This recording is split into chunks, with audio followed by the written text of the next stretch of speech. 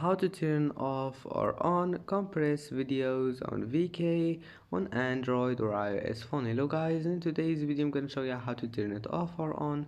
First open VK and then click hub and click the storylines here and then settings. Now just scroll down until you find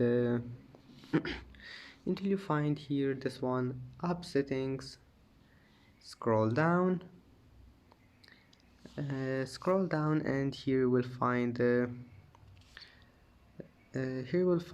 compressed videos. You can turn it off or on as you see. It's easy, then just go back, it will be saved. And that's it for today's video. If you like this video, please don't forget to like and don't forget to subscribe. And thank you for watching this video until the end, and see you in the next video.